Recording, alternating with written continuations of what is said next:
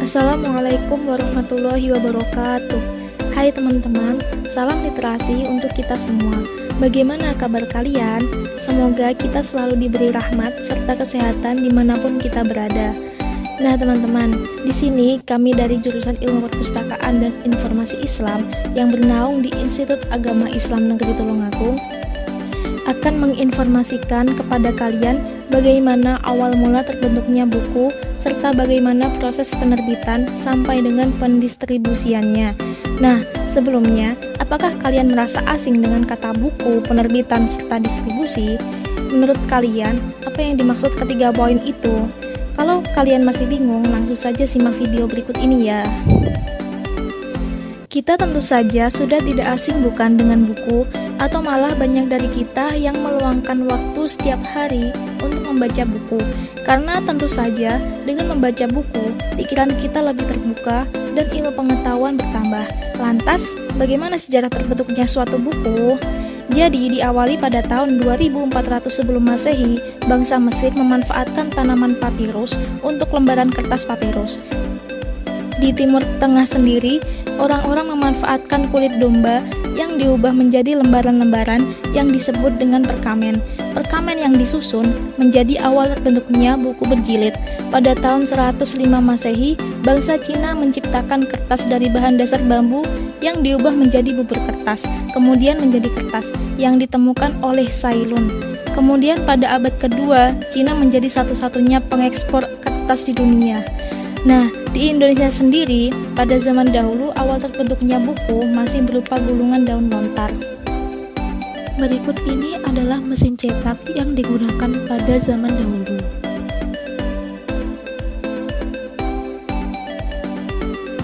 Menurut Kamus Besar Bahasa Indonesia, penerbitan adalah kegiatan pembuatan dan pendistribusian buku dan surat kabar yang diadakan oleh industri yang berkonsentrasi memproduksi dan memperbanyak sebuah literatur dan informasi atau sebuah aktivitas membuat informasi yang dapat dinikmati oleh publik.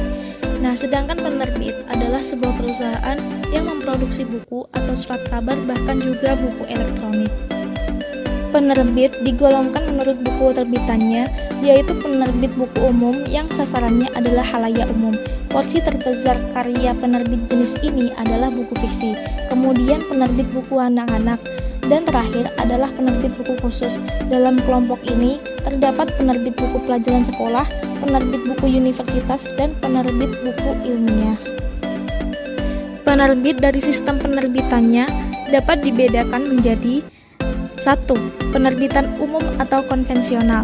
Jasa penerbitan dengan proses seleksi yang lebih mudah dan gak berbelit-belit juga memberi jasa desain dan layout. Penerbit akan mengurus percetakannya dengan jumlah eksemplar bergantung pada penulis dan modal yang dimilikinya, serta penerbit bisa ikut atau tidak ikut memasarkan dan langsung mendistribusikan ke toko-toko buku tertentu. Yang kedua adalah penerbitan mandiri atau self-publishing. Penulis mengurus proses penerbitan bukunya secara langsung atau mandiri, mulai dari penyuntingan naskah, layout, dan desain buku. Penulis bebas mencetak berapapun jumlah eksemplar buku sesuai keinginannya, serta buku dipasarkan oleh penulis itu sendiri. Kemudian, proses penerbitan buku dari penerbit, yaitu yang pertama, menyerahkan naskah kepada penerbit. Dalam kurun waktu tertentu, penulis bisa menunggu keputusan bahwa naskahnya layak terbit, tidak layak, atau perlu direvisi sebelum diterbitkan. Yang kedua, editor akan menentukan naskah yang benar-benar bagus dan layak jual. Setiap penerbit buku tentunya memiliki waktu yang berbeda-beda dalam meninjau naskah sebelum menyetujui penerbitan.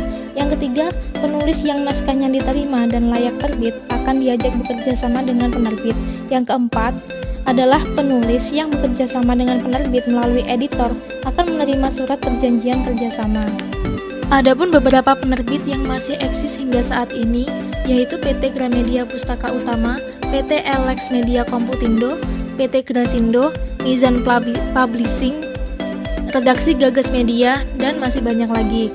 Nah, setelah melewati proses percetakan, buku harus melewati proses distribusi, yaitu kegiatan penyaluran produk dari produsen ke konsumen akhir tanpa perantara maupun menggunakan perantara.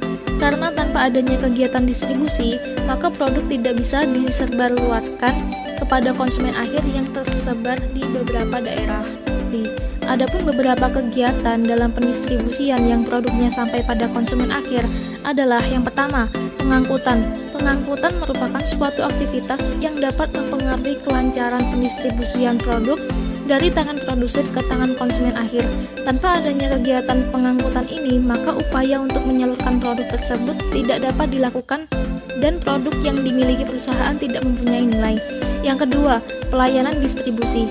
Mendistribusikan produk ditentukan dari servis yang diberikan baik dari segi pelayanan pada saat penjualan produk atau perilaku penyalur terhadap konsumen. Yang ketiga, standar waktu penyaluran produk. Sebuah saluran pemasaran melaksanakan tugas memindahkan barang dari produsen ke konsumen. Hal ini dimaksudkan untuk mengatasi kesenjangan waktu, tempat, dan kepemilikan yang memisahkan barang dan jasa dari orang-orang yang membutuhkan dan menginginkannya. Keempat, kondisi geografis. Kondisi geografis merupakan kondisi alam yang tidak dapat dikendalikan secara sepenuhnya oleh perusahaan. Di dalam melakukan kegiatan distribusi, akan tetapi perusahaan dapat melakukan upaya-upaya untuk memperkecil resiko yang dapat ditimbulkan oleh kondisi geografis atau kondisi jalan menuju pelanggan yang diperkirakan akan kurang menguntungkan bagi perusahaan. Yang kelima, jadwal penyaluran produk. Penerbit dalam penyaluran produk, buku-bukunya ke pelanggan mempunyai jadwal pengiriman yang rutin yang tujuannya agar pendistribusian produk sesuai dengan jadwal yang telah ditetapkan sebelumnya oleh perusahaan. Menurut swasta, fungsi saluran distribusi meliputi hal sebagai berikut. Yang pertama, menjembatani antara produsen dan konsumen.